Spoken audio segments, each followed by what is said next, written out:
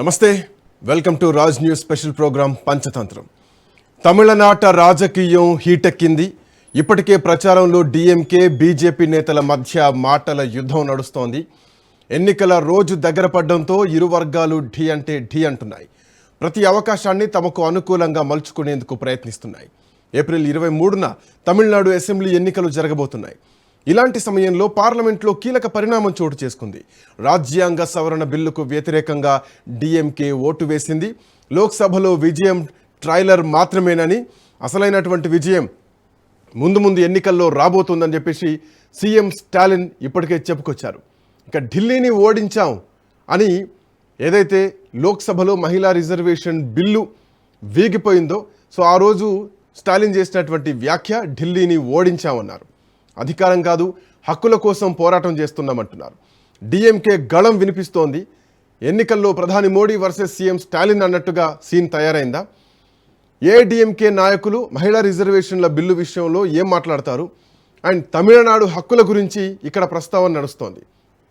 ఎందుకంటే మహిళా రిజర్వేషన్ల కోసం మేము ప్రయత్నాలు చేస్తుంటే ద్రవిడ అస్తిత్వాన్ని కాపాడుకుంటామని డిఎంకే చెబుతోంది. దీంతో ప్రధాని మోడీ ప్రచారంపైనే అన్నా డిఎంకే ఆశలు పెట్టుకుంది. హ్యాట్రిక్ సాధించేందుకు స్టాలిన్ ప్రయత్నాలు చేస్తున్నారు. తమిళనాట త్రిముఖ పోరుండబోతోందా? విజయ్ ఎంతవరకు ఇందులో ఒక గేమ్ చేంజర్గా కాబోతున్నారు?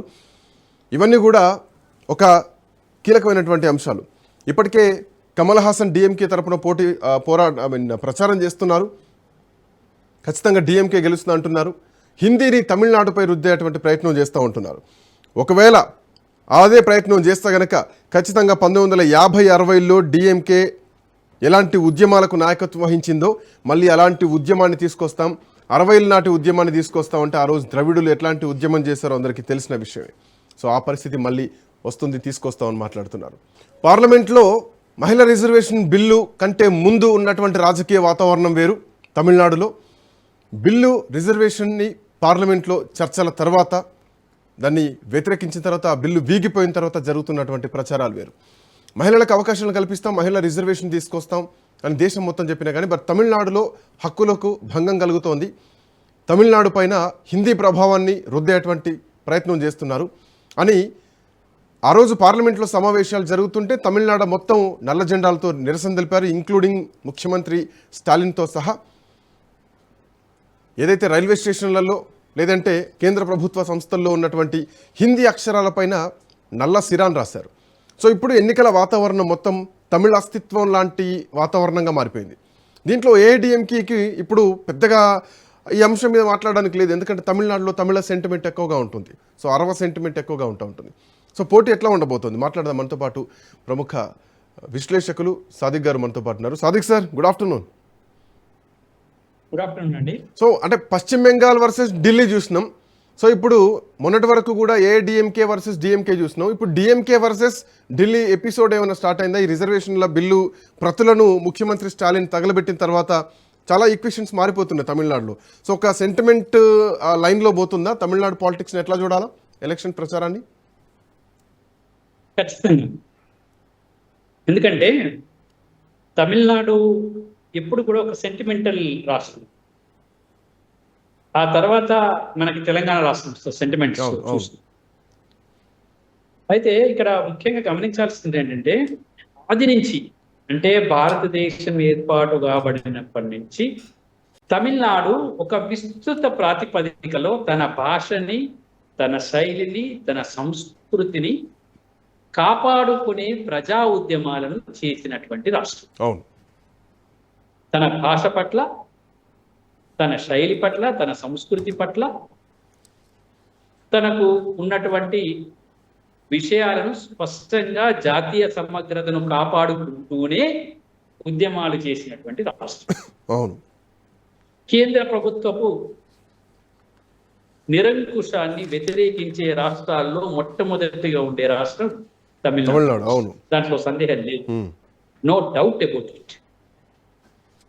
అది నీట్ విషయం కానివ్వండి, అంటే నీట్ జాతీయ స్థాయిలో ఏర్పాటు చేసే నీట్ పరీక్ష విషయంలో కానివ్వండి, అంటే ఎంబీబీఎస్ గ్రాడ్యుయేట్స్ పెట్టే పరీక్ష కానివ్వండి, అది తమ హిందీ భాషకు సంబంధించినటువంటి ఉద్యమం కానివ్వండి, ద్రవిడ భాషకు ద్రవిడుల యొక్క చైతన్యానికి సంబంధించినటువంటి విషయం.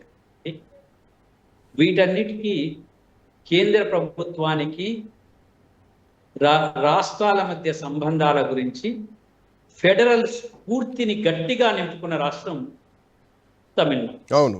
తర్వాత రాజకీయాలతో ముందు తమిళనాడులో ఉన్నటువంటి నేపథ్యం ఇది, తర్వాత రాజకీయాలు. ఆ నేపథ్యాన్ని ఎత్తుకొని తలకెత్తుకున్నవాడు ఇప్పుడు స్టాలిన్. తమిళనాడులో ఉన్నటువంటి ఆ సెంటిమెంట్ ని ఆ రాష్ట్రంలో ఈరోజు గట్టిగా తలకెత్తుకున్నవాడు స్టాలిన్. అవును. మీరు గనక డిలిమిటేషన్ చేస్తే బిడ్డ అని మొట్టమొదటిసారిగా గట్టిగా హెచ్చరించినటువంటి రాష్ట్రం. ఈవెన్ డిలిమిటేషన్ కు వ్యతిరేకంగా సౌత్ ఇండియా రాష్ట్రాలన్నింటికీ కూడా ఒక కెప్టెన్సీగా వ్యవహరించింది కూడా స్టాలినే. సో ఆయనే కదా ఒక సమావేశం పెట్టి అందరు ముఖ్యమంత్రులు కూడా ఆహ్వానించి సో దక్షిణ భారతదేశానికి అన్యాయం జరుగుతుందని చెప్పేసి ఒక కెప్టెన్సీ బాధ్యతలు తీసుకున్నారు. కాబట్టి సో ఇప్పుడు కేంద్రం వర్సెస్ తమిళనాడు లాంటి ఎపిసోడ్లో డిఎంకే వైపే ఈ టైంలో కొంత ఎడ్జ్ ఉండేటువంటి అవకాశం ఉందా? ఖచ్చితంగా. మనం ఎంత కాదన్నా, మనం ఏమి కాదన్నా, ఎంత లేదన్నా, మహిళలు అని ఎంత మాట్లాడుకున్నా మహిళలు కాదు, రాజ్యాంగం ముఖ్యం, మహిళలు ముఖ్యమే. కానీ ఒక్క మాట చెప్పండి, నాకు ఈ రోజులలో బాగా ఊదకరు అంటే బాగా ఒక ప్రచారాన్ని తీసుకొస్తున్నారు. కేంద్ర ప్రభుత్వంలో లేదా పార్లమెంట్లో మహిళలు శాతం పెరగాలనేది అందరి అభిమతం అండి. అవును. ఏ ఒక్కరి ఇది కేంద్ర ప్రభుత్వంలో దక్షిణాది రాష్ట్రాలు కానివ్వండి, ఉత్తరాది రాష్ట్రాలు కానివ్వండి, ప్రపంచంలోనే జెండర్ మహిళలు పెరగాలని అందరం అనుకుంటున్నారు. దానికి తిరుగులేదు. ఎవరు అణచివేసినా అది ఆగదు. కాకపోతే ఇక్కడ ఒక డిలిమిటేషన్ విషయాన్ని, ఎప్పుడో మర్చిపోయిన విషయాన్ని దీంట్లో చొప్పించి మరి ఎందుకో ఒక రాజకీయంగా ఒక లబ్ధి పొందడానికా ఇంకేం చేయడానికో కానీ తీసుకొస్తే అది వీగిపోయిన మాట వాస్తవం. అది ఒక ఫ్యాక్ట్, ఈ రోజు ఒక నిజం. ఈవెన్ సార్ తమిళనాడులో ఎలక్షన్ క్యాంపెయినింగ్ మొత్తం కూడా మారిపోయింది. నిన్నటి నుంచి కంప్లీట్ చేంజ్ ఓవర్స్ వచ్చేసినాయి. ఇప్పుడు ఇక్కడ ప్రాంతీయం వర్సెస్ జాతీయం లాంటి వాతావరణం, ప్రాంతీయ భాష వర్సెస్ హిందీ భాష లాంటి వాతావరణం. సో ఇట్లాంటి ఈక్వేషన్స్ చాలా వస్తున్నాయి. భాషా వివక్ష లాంటివి కానీ, లేదంటే అభివృద్ధి విషయంలో కానీ తమిళనాడుకు కేంద్రం ఏం చేసింది, తమిళనాడు ఎట్లా అభివృద్ధి జరిగింది, ఇవన్నీ కూడా అంశాలు ప్రధానంగా ఉన్నాయి. అయితే వీటిలో సార్ ఒక పాయింట్, డిఎంకేకి ఒక పటిష్టమైనటువంటి ఆయుధం దొరికింది. డీలిమిటేషన్ అంశం ఎన్నికల టైంలో, ఎన్నికల ముందు మధ్యలో ఒక పెద్ద ఆయుధాన్ని డిఎంకేకి ఇచ్చింది. బట్ డిఎంకేకి ఇంతవరకు ఉన్నటువంటి కాన్ఫిడెన్స్ కానీ, ఇంతవరకు ఉన్నటువంటి ఆ బలం కానీ ఈ మహిళా బిల్లు విషయంలో, డీలిమిటేషన్ల విషయంలో, రాష్ట్రానికి అన్యాయం చేస్తున్నారన్న విషయంలో కొంత డిఎంకే బలం తగ్గినట్టు కనిపిస్తోందా? వాళ్ళు ఈ అంశాలను పెద్దగా ఎక్స్పోజ్ చేయట్లేదు తమిళనాడులో. ఏడిఎంకేకి ఎప్పుడైతే జయలలిత గారు పోయిందో, ఆ తర్వాత వచ్చినటువంటి రాజకీయ నేపథ్యం ఏదైతే ఉందో, ఆ నేపథ్యంతో పాటు ఈ నేపథ్యం కలిసింది. మీరన్న నేపథ్యం ఈ రోజు గట్టిగా నిలబడజాలనే ఒక నేపథ్యం కలిసి ఈ రోజు వాళ్ళ దశను మార్చే అటువంటి అవకాశం కనిపిస్తుంది. స్టాలిన్ రేపు ఒక మంచి మెజారిటీతో గెలిచే అవకాశం కనిపిస్తుంది. ఎందుకంటే ఈ నేపథ్యాలన్నీ వాళ్ళకి కలిసి వచ్చింది.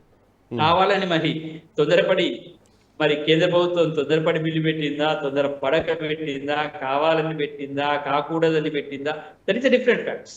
కానీ ఇక్కడ ఖచ్చితంగా స్టాలిన్కి అనుకూల పవనాలను తీసుకొచ్చి పెట్టి దాంట్లో డౌటే లేదు. కాబట్టి మీరు అన్నట్టు రాజకీయాలు మారినాయి. వాళ్ళు ఒకటి అనుకున్నారు, ఇంకొకటి తిరిగి వచ్చే అవకాశం. అంటే నాకు ఒక విషయం, మనం అందరం ఒక మాట మాట్లాడుకుందామండి. ఒక మాట, రాష్ట్రాలలో ఈ ఎన్నికలు జరుగుతున్నప్పుడు ఇప్పుడే ఎందుకు ఈ విషయం తీసుకురావచ్చు? ఇది ఒక ప్రశ్న. అందరం మనం మాట్లాడుకుందాం, చర్చిస్తాం.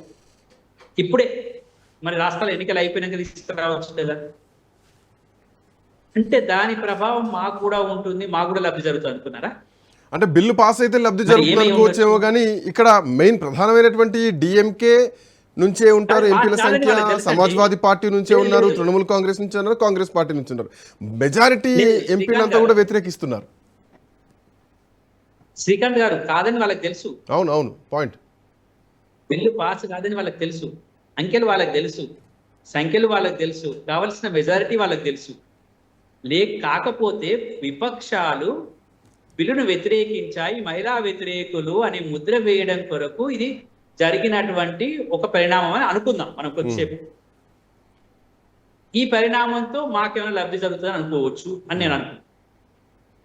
అయితే ఇది ఎంతవరకు కరెక్ట్ అనేది ఇప్పుడు తెలిసిపోతుంది, ఎంతవరకు ప్రజలు యాక్సెప్ట్ చేస్తారు.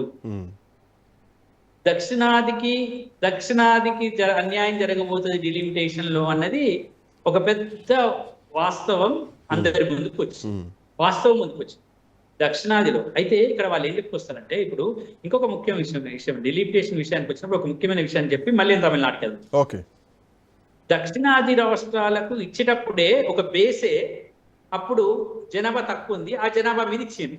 మళ్ళీ దాని మీదనే 50% పెంచాలంటే ఇదే తప్ప. మళ్ళీ తప్పు మీద తప్పు చేస్తే న్యాయం ఎట్లా జరుగుతుందండి? ఇప్పుడు ఒక బేస్ తీసుకున్నారు, ఇప్పుడున్న సీట్లు బేస్ అండి, ఇప్పుడున్న సీట్లే తక్కువ అని మనం అంటున్నాం. దీనికి 50% పెంచుతున్నాం కాబట్టి మీకు అన్యాయం జరుగుతుంది, ఇదే తప్ప, ఈ బేసే తప్పు. ఏ బేస్ అయితే ఏ ప్రామాణికం అయితే తీసుకుంటున్నారో ఇప్పుడు ప్రామాణికం ఇది కాదు అని మనం అంటున్నాం. ఎందుకు కాదంటున్నామో చెప్పరా? ఇప్పుడు తెలంగాణలో ఉన్న సీట్ల లోపల ఒక మల్కాజ్గిరిలో ఎన్ని పార్లమెంట్ చేయొచ్చు మనం? 3 పార్లమెంట్లు చేయొచ్చు. ఒక మల్కాజ్గిరిలో 3 పార్లమెంట్లు చేయొచ్చు. కానీ వాళ్ళు ఏమంటున్నారు, అట్లా కాదు, ఉన్న సీట్లన్నీ కలిపి మీకు సగం పెంచుతా అంటున్నారు. అట్లా కాదు, ఇప్పుడు ఈ బేస్ ముందుగా ఈ బేస్ తీసేసి సరిగ్గా బేస్ పెట్టి ఆ బేస్ మీద సగం ఇవ్వమండి. అసలు బేసే తప్పు అంటున్నాను. ఏదైతే మీరు ప్రామాణికంగా తీసుకుంటున్నట్టున్నారో ఆ బేసే తప్పు. ఆ బేస్ మీద మళ్ళీ న్యాయం చేసినాను మీరు ఎట్లా అంటారు? అన్యాయం మీద మళ్ళీ న్యాయం చేసినాను ఎట్లా అంటారు? ఇది ఒకటి. రైట్. ఇది దక్షిణాది రాష్ట్రాలు మొత్తం దేశాన్ని ఒప్పించగలిగారు, ఈ విషయాన్ని చెప్పగలిగారు. 2 విషయాలు చెప్పగలిగాయి. ఏంటంటే కుటుంబ నియంత్రణ పాటించడంలో దక్షిణాది రాష్ట్రాలు మొదటగా వచ్చినాయి కాబట్టి వాళ్ళకి అన్యాయం జరుగుతుంది, ఇది కాదు అని విపక్షాలతో చెప్పించగలిగారు. ఇక రాజకీయాలకు ఎన్నికలకు వద్దాం. ఎన్నికలకు వచ్చినప్పుడు అయ్యో మరి అటువంటి అన్యాయంతో ఉన్న వాళ్ళు ఎవరు? అసలు మార్చాలనుకున్న వాళ్ళు ఒకవేళ వాళ్ళ కనుక ఓటేస్తే మొత్తం మారిపోతుంది కదా, అందుకోసం వాళ్ళకి ఓటేయకపోతే ఎట్లుంటుందని ఒక ఆలోచన బయలుదేరిన మాట వాస్తవం. దీంట్లో ఇదే మాటకు కొనసాగింపుగా ఇప్పుడు అంటే మీరు అన్నట్టు ఏఐడిఎంకే ఆత్మరక్షణలో పడ్డది డీలిమిటేషన్ల విషయంలో. సో మహిళా రిజర్వేషన్లు రాలేదు, వీగిపోయింది బిల్లు. ఈ వ్యతిరేకత ఏదైతే ఉందో ఇది విజయ్కి ఏమన్నా కలిసి వచ్చేటువంటి అవకాశం ఉందా? ఎందుకంటే విజయ్ వాయిస్ కానీ స్టాలిన్ వాయిస్ కానీ ఒకే రకంగా ఉంది. మేము పునర్విభజనకు వ్యతిరేకం, ఒకరు వ్యతిరేకంగా వాదనలు చేశారు, ఇంకోరు విజయ్ అంత గట్టిగా ఎత్తుకోలేకపోయాడు. విజయ్ అంత గట్టిగా ఎత్తుకోలేకపోయాడు. స్టాలిన్ చాలా గట్టిగా ఎత్తుకున్నాడు. స్టాలిన్ మొదటి నుంచి మొదలు పెట్టాడు. స్టాలిన్ ఆది నుంచి ఉన్నాడు ఈ విషయంలో, డీలిమిటేషన్ విషయంలో. క్యాప్టెన్సీ పెట్టడమే కాకుండా తన రాష్ట్రంలోనే అందరిని పిలిచి ఒక మీటింగ్ కూడా పెట్టగలిగాడు. దాంట్లో ఈవెన్ చంద్రబాబు నాయుడు కూడా పిలిపించి మాట్లాడగలిగాడు. కాబట్టి అవన్నీ వాస్తవాలు. కాబట్టి ఖచ్చితంగా స్టాలిన్ వైపు కొంత మొగ్గు ఈ ప్రయాణం చూపిస్తుంది అని భావించవచ్చు ఖచ్చితంగా. సో ఇంతవరకు అంటే ఇప్పుడున్నటువంటి సిచ్యువేషన్లో పోటాపోటీ ఎవరి మధ్యలో ఉండొచ్చు సార్? టీవీకే వర్సెస్ డిఎంకే లాంటి ఎపిసోడ్ చూడొచ్చా మనం? లేదంటే ఏడిఎంకే వర్సెస్ డిఎంకేనే ఉంటుందా? ఇంకా భారతీయ జనతా పార్టీ తమిళనాడులోకి వెళ్ళి అంత గట్టిగా పశ్చిమ బెంగాల్లో చేసినంత స్పీడ్గా తమిళనాడులో చేసేటువంటి అవకాశం ఉందా? లేదండి, దక్షిణాదిలో ఎందుకో బీజేపీ తన అనుకున్నంత స్థాయిలోకి రాలేకపోతుంది. ఎందుకంటే దక్షిణాదిన ఇప్పుడు మనం ఉత్తరాదిలో కూడా మనం ఏపీలో చూసినప్పుడు మీరు చూస్తే మన చంద్రబాబు నాయుడు తర్వాత అంటే టీడీపీ ప్లస్ జనసేన కలిస్తేనే వాళ్ళకు కొన్ని సీట్లు వచ్చాయి. దక్షిణాదిన కష్టం అండి బీజేపీ. దక్షిణాదిన అంటే వాళ్ళు స్టార్ట్ చేద్దాం, ప్రారంభం చేద్దాం, దీంట్లోకి ఎంటర్ అయిపోదాం అని అనుకుంటున్నారు, కానీ కష్టమైన పని. It is very difficult. ఇప్పుడైతే కష్టంగానే వాళ్ళ కష్టకాలమే ఉంది. దక్షిణాదిలో కష్టకాలమే బీజేపీకి అనుకున్నంత ఈజీ ఉండదు. రైట్, చూద్దాం సార్ ఎట్లాంటి పరిణామాలు పోతున్నాయి. Thank you Sadiq sir, thanks for joining. So తమిళనాడులో ఇక డిఎంకేకు గెలుపు ఈజీ అయిపోయినట్టేనా? డీలిమిటేషన్ బిల్లును కేంద్రం తీసుకొచ్చిన తర్వాత ఏఐడిఎంకేకి ఒక ఆత్మరక్షణ లాంటి పరిస్థితి ఏర్పడ్డదా? సో పోటీ బీజేపీ అంటే ఎన్డీఏ కూటమి ఏఐడిఎంకే వర్సెస్ డిఎంకే ఉంటుందా? విజయ్ టీవీకి ఎట్లాంటి పరిణామాలను చూపించబోతోంది? తమిళనాడులో భాష భావజాలం, ప్రాంతీయ అస్తిత్వం, ఒక ఉద్యమ భావజాలం ఉంటుంది. దానిపైన హిందీ ప్రభావం పడుతుందన్నటువంటి భావనలో స్టాలిన్ ఇప్పటికే ప్రజలకు తీసుకెళ్లిపోయారు. డీలిమిటేషన్తో తమిళనాడుకు అన్యాయం జరుగుతుందని చెప్పేసి. బట్ ఇది ఆత్మరక్షణలో ఏడీఎంకే పడ్డట్టుగా కనిపిస్తోంది. ఈ ఓటు బ్యాంకు ఎటు ట్రాన్స్ఫర్ కాబోతోంది, గంపగుత్తగా డీఎంకేకి ఇవ్వబోతుందా, ఈసారి కూడా డీఎంకే అధికారంలోకి రాబోతోందా చూడాలి.